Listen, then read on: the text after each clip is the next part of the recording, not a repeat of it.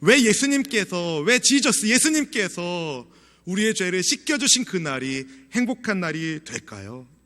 여러분, 혹시 예수님을 믿는 그리스도인들이 왜 예수님을 믿는지 생각해 보신 적은 있으십니까?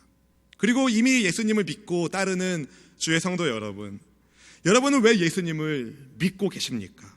도대체 그분이 여러분과 무슨 관계가 있길래 여러분은 예수님을 믿으며 따르며 시간도 드리고 마음도 드리고 정성을 드리고 게다가 물질도 들여가면서 왜 예수님을 따라가려고 그렇게 힘쓰고 계십니까?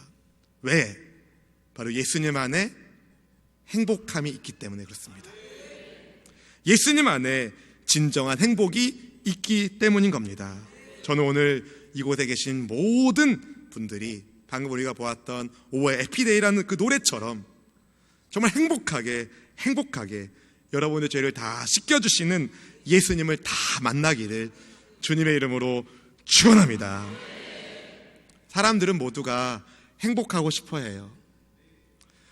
저는 행복하고 싶지 않나요? 그런 분 혹시 계십니까? 모두가 다 행복을 추구합니다. 행복하고 싶습니다. 그러나 일상에 지쳐서 행복을 추구하는 것조차 사치처럼 느껴질 때가 있고 피곤한 이 시대를 우리가 살고 있지는 않습니까? 인생에 아무런 염려와 걱정과 근심이 없기를 원하지만 가정도 화평하고 싶고 직장도 괜찮고 자녀들도 별 탈 없이 성장하기를 원하지만 살면서 이런저런 크고 작은 문제를 안 겪은 사람이 어디 있을까요? 우리는 모두가 다 크고 작은 문제들을 만납니다. 때로는 절망하기도 되고 낙심하기도 되고 울기도 하면서 그렇게 삽니다. 왜 그럴까요? 왜 우리에게는 행복함이 잘 보이지 않을까요? 우리가 살고 있는 이 세상이 완벽한 세상이 아니기 때문에 그렇습니다. 우리가 살고 있는 이 세상이 완벽하지 않기 때문입니다. 이것을 성경은 죄 때문이라고 말합니다. 예수님을 믿는 사람들은 하나님께서 이 세상을 창조하셨다고 만드셨다고 믿습니다. 우리 인간들도 하나님이 지으신 피조물입니다. 저와 여러분을 만드신 하나님이 계시다는 거예요. 물론 여기에 동의하지 않는 많은 사람들이 있어요. 하나님의 창조를 주장하는 창조론보다는 인간을 포함한 모든 동식물들이 진화되었다는 진화론을 가르치는 것이 오늘 학교 현실입니다. 그러나 그들 진화론자들이 풀 수 없는 진화의 모든 단계를 다 풀 수 없는데 풀 수 없는 단계들이 꼭 있어요. 저는 기본적으로 하나님께서 우리를 창조하셨다는, 이 세상을 창조하셨다는 성경의 말씀을 믿습니다. 그리고 세상을 창조하신 하나님께서 진화의 방법 또한 쓸 수 있다고 생각합니다. 중요한 거는요, 여기서 핵심은 나는, 여러분은 저절로 생긴 사람이 아닙니다. 남자와 여자가 실수해서 태어난 존재가 아니라는 거예요. 우리는 하나님의 계획하심 속에서 하나님의 목적을 가지고 이 땅에 태어난 사람들입니다. 성경은 우리가 하나님의 형상으로 지어졌다고 말합니다. 창세기 1장 27절 우리 말씀을 화면에 보시고 함께 읽어보겠습니다.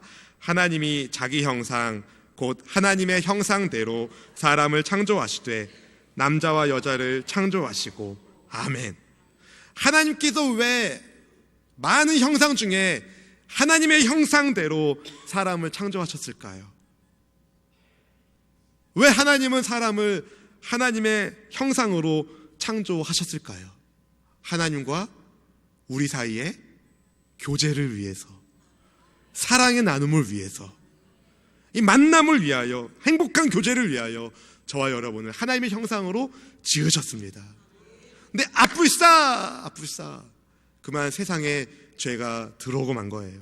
아담과 하와, 인류의 조상으로 잘 알려진 그들이 하나님께서 먹지 말라고 말씀하신 나무의 열매를 그만 따먹은 겁니다.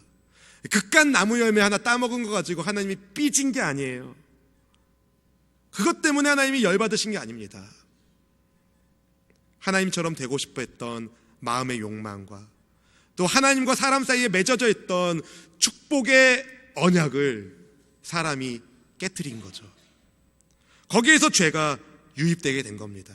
그래서 우리가 살고 있는 이 세상은 완벽한 세상이 아니에요. 고통도 있고 슬픔도 있고 여러 가지 어려움들이 세상에 있습니다. 그런데 고통의 원인이 되는 이 죄의 문제를 사람들이 아무리 해결하려고 노력해도 해결이 안 되는 거예요. 왜?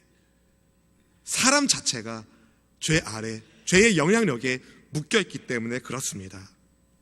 사람의 힘으로는 죄의 문제를 해결할 수 없으니까 하나님이 사람을 사랑하시는 하나님께서 인류를 구원하기 위한 스페셜 프로젝트, 특별한 계획을 세우셨는데 바로 유일하신 하나님의 아들, 죄 없으신 예수님을 이 땅에 보내주시기로 하신 겁니다. 여러분이 잘 아시다시피 예수님은 인류의 성인 가운데 한 분으로 추앙받고 존경받는 분입니다. 그런데 이렇게 존경받는 예수님께서 성인 가운데 한 분이신 그분이 이런 말씀하셨어요. 요한복음 14장 6절 말씀입니다. 예수께서 이르시되, 예수님 말씀하신 겁니다. 내가 곧 길이요 진리요 생명이니 나로 말미암지 않고는 아버지께로 올 자가 없느니라. 오직 예수님을 통해서만 아버지 하나님께로 갈 수 있다는 말씀을 누가 하셨어요? 성인이라고 부르어지는 예수님이 말씀하셨다고요. 이 말씀이 진짜라면 예수님은 단순히 성인이 아니라 우리를 천국으로 아버지께로 인도하시는 구원자가 확실하고, 이 말씀이 가짜라면 예수님은 온 인류를 속인 희대의 사기꾼일 겁니다. 그러나 그분은 사기꾼일 수가 없는 거예요. 그분의 말씀, 그분의 인품, 그리고 예수님께서 우리를 아버지 하나님께로 천국으로 인도하시기 위해서 주님이 무엇을 하셨는지를 보면 그 사실을 알 수 있습니다. 우리 죄 문제를 위해서 그분이 무엇을 하셨던가요? 죄로 인해 죽어야 할 나를 대신해서 예수님께서 생명을 주셨다는 거죠. 어떻게 사기꾼이 사기치기 위해서 자기 생명을 줄 수 있단 말입니까? 예수님은 정말 하나님의 아들이시며 나를 구원하시는 구원자이시며 나를 아버지께로 인도하시는 메시아, 구세주가 확실한 겁니다. 십자가 위에서 죽으심으로 나의 죄를 주님이 씻어주셨어요. 그런데 이렇게 죽으신 예수님께서 죽음으로 끝나지 않고 3일 만에 무덤에서 살아나셨습니다. 예수님이 부활하셨다는 거예요. 하지만 일반적으로 예수님의 부활을 믿기가 어렵죠. 저도 잘 압니다. 그래서 세상 사람들은요, 예수님의 부활을 하나의 신화처럼 생각해요. 동화처럼, 마치 아래에서 태어난 누구처럼 이런 이야기로 취급합니다. 진짜가 아니라 꾸며낸 이야기라는 거죠. 그런데 지난 주일에 말씀드린 것처럼 예수님의 부활은 신화가 아니에요. 그것은 실제입니다. 고린도전서 15장 6절에 보면은요, 적어도 예수님의 부활을 목격한 목격자가 있었어요. 적어도 500명 이상. 500명 이상의 사람들이 부활하신 예수님을 보았다는 거죠. 그것뿐 아닙니다.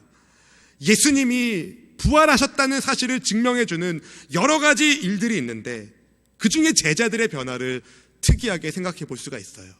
예수님께서 십자가를 지러 잡히셨을 때는 다 도망갔지만 부활의 예수님을 만난 제자들은 예수님을 증거하는 데에 생명을 다합니다.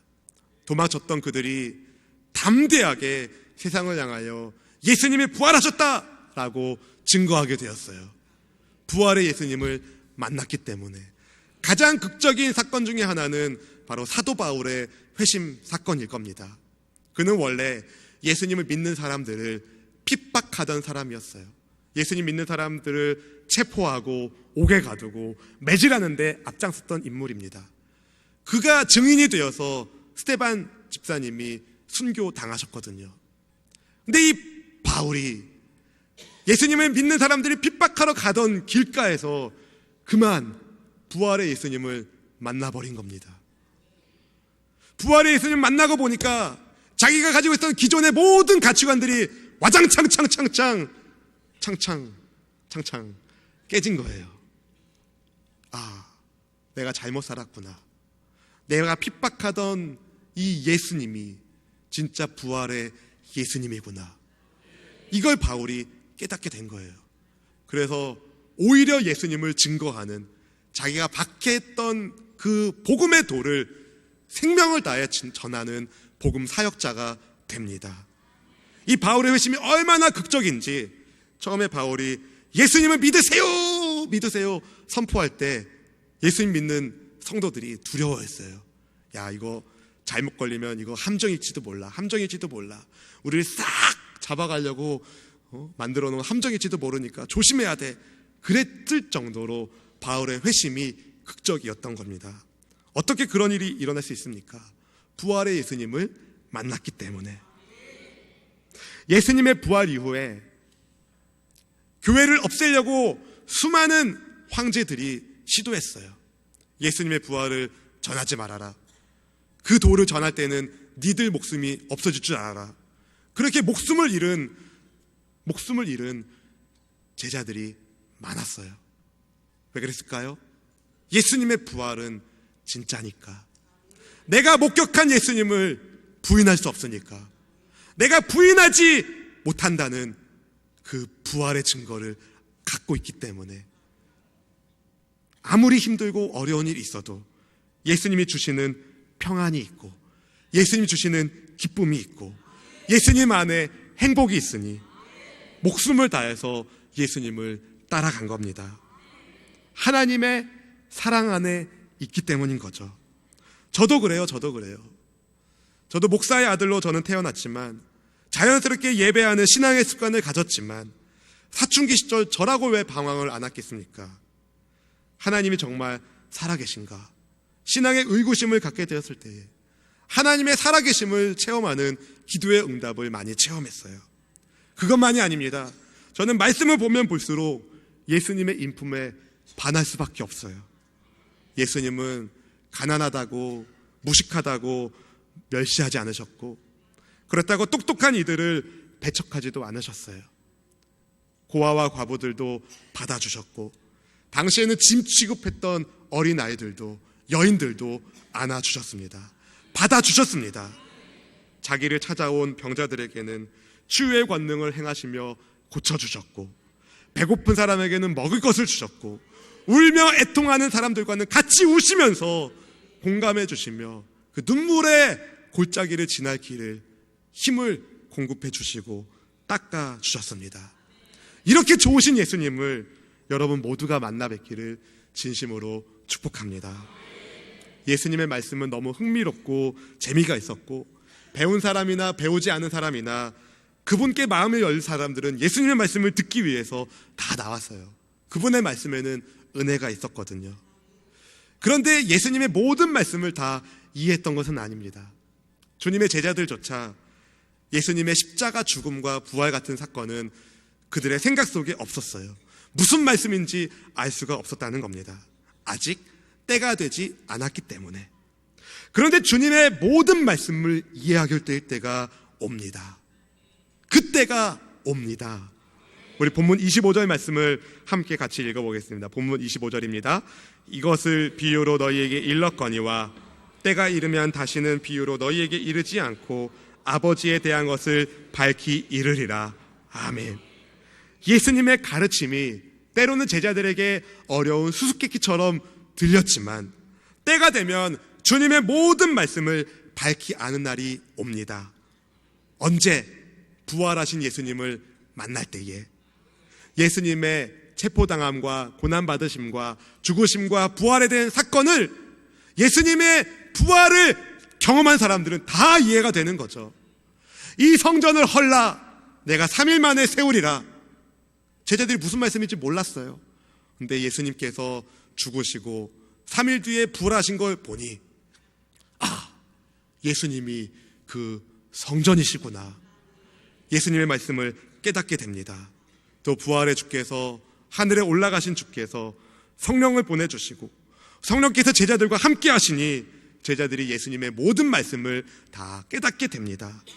예수님이 누구신지, 어디에서 오신 분이신지, 그리고 어디로 가시는 분이신지를 알게 됩니다.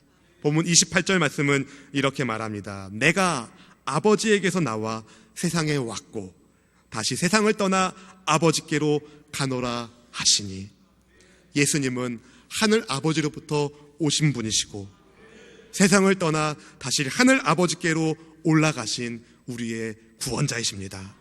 사랑하는 성도 여러분, 오늘 처음 교회 나오신 새가족 여러분, 예수님은 하늘 아버지의 보냄받아 이 땅에 오셨는데 왜 이 땅에 오셨는가? 여러분을 만나려고, 여러분의 죄를 씻겨주시려고 십자가에서 죽으시며 다 죄값을 지불하여 주시고 3일 만에 부활하심으로 우리에게 부활의 소망을 주셨습니다. 그분을 믿는 사람, 예수님을 사랑하는 사람은 죄사함을 받고 천국의 소망을 갖습니다. 그것뿐이 아니에요. 천국 소망 갖는 것 그것뿐만이 아니라 이 땅에 사는 동안, 이 세상에 사는 동안에 하나님의 도우심을 경험하게 됩니다. 본문 26절 말씀은 우리에게 이렇게 말하는데요. 26절 말씀을 읽어보겠습니다. 그날에 너희가 내 이름으로 구할 것이요 내가 너희를 위하여 아버지께 구하겠다 하는 말이 아니니 아멘. 예수님을 만난 사람은요, 예수님의 이름으로 직접 아버지 하나님께 기도할 기도의 특권을 갖게 됩니다. 우리가 만약에 여전히 죄에 있다면, 여전히 세상에 묶여 있다면 감히 거룩하신 하나님 앞에 나갈 수 없겠지만 예수님을 믿는 우리는 다르다는 거죠. He washed my sins away. 내 죄를 다 씻겨주셨기 때문에 우리는 행복하게 오 해피데이 노래하며 하나님께로 갈 수 있는 겁니다.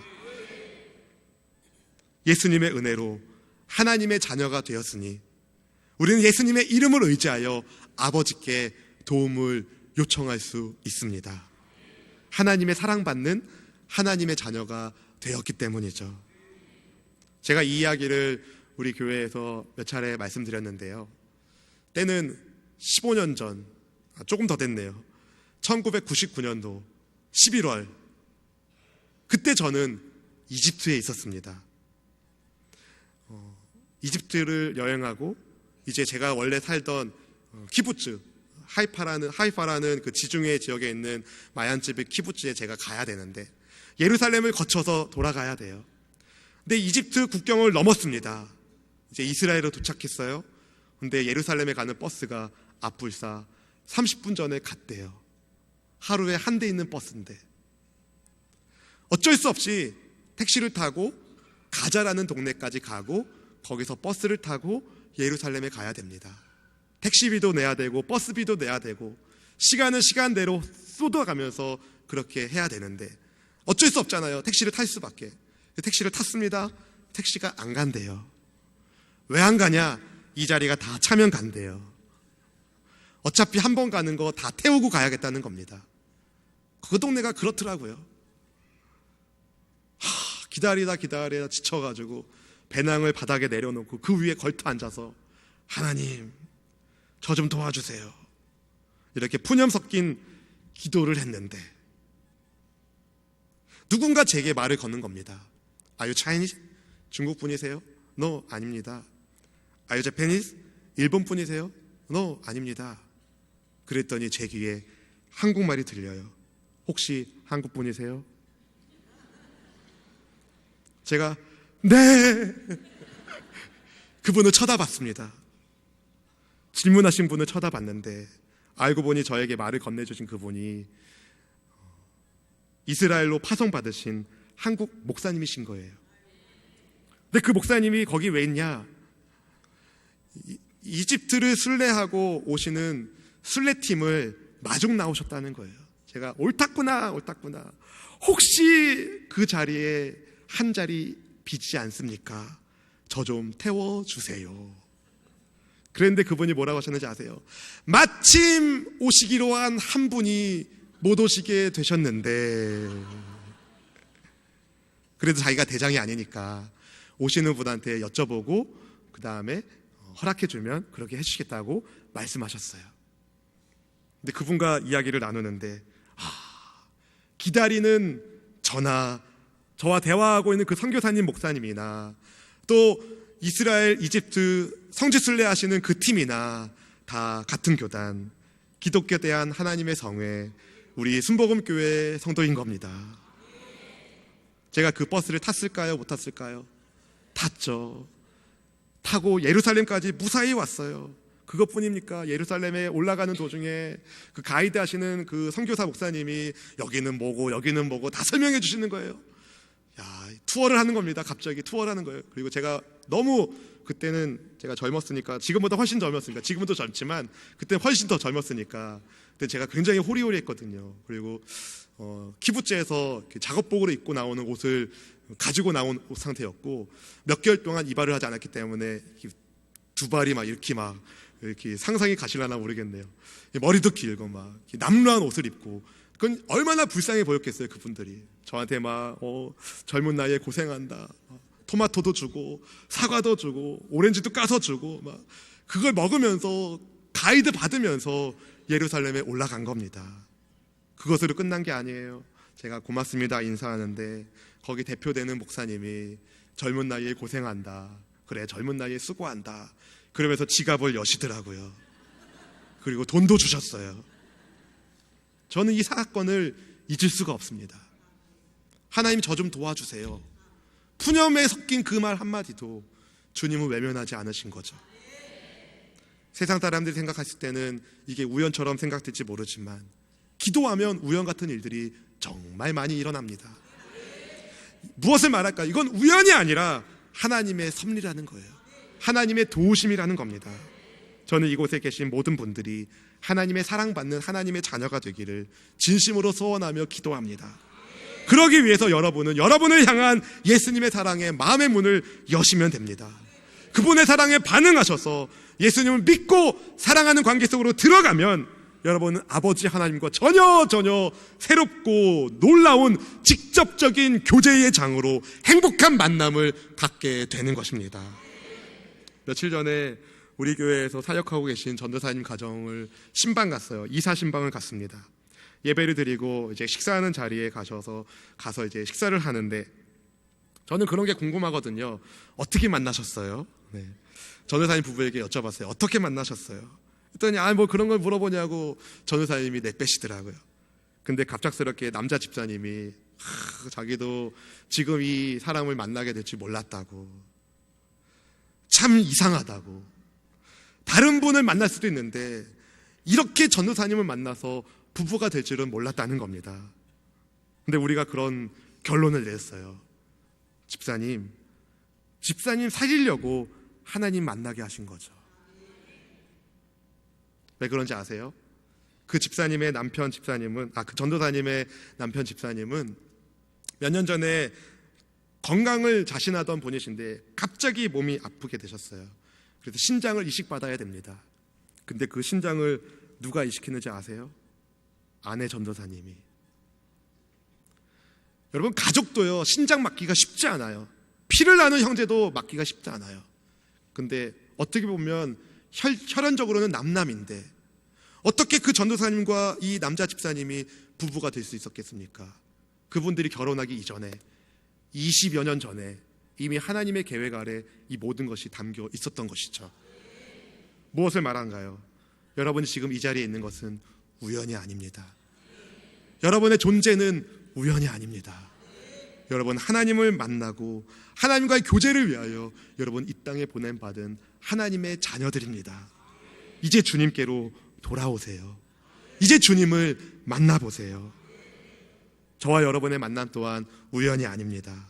하나님이 이끄셨기 때문에 우리는 다 이곳에서 하나님을 예배하는 이 자리에서 서로 얼굴과 얼굴을 보면서 하나님께 예배하고 있는 것 아니겠습니까? 사람들은 모두 다 잘 살고 싶어 해요. 행복하고 싶어 합니다. 그래서 열심히 공부하고 열심히 일하고 미래를 준비합니다. 그런데 어떻게 인생이 자기 생각대로 풀립니까? 또 아무리 자기가 마음먹은 대로 인생이 풀린다 한들 죽음의 문제를 어떻게 해결하겠습니까? 아무도 손 쓸 수 없는 죽음이 있습니다. 그래서 인생은 아침 이슬과 같은 거죠. 언젠가 이 세상의 삶을 마칠 때가 옵니다. 어떤 사람들 죽으면 끝이라고 말하지만 아닙니다. 그렇지 않습니다. 죽음 이후에 삶이 있습니다. 천국의 삶 혹은 지옥의 삶. 예수님은 여러분을 위하여 여러분의 처소를 천국에 예배해 두셨어요. 그리고 여러분에게 그 천국 열쇠를 주고 싶어 합니다. 천국 열쇠가 무엇인지 아십니까? 예수님을 믿는 믿음. 그게 우리의 천국 열쇠가 됩니다. 어떤 근심 걱정이 여러분을 어렵게 합니까? 힘들게 만듭니까? 예수님을 만나보세요. 하나님을 믿어보세요. 너희는 마음에 근심하지 말라. 하나님을 믿으니 또 나를 믿으라.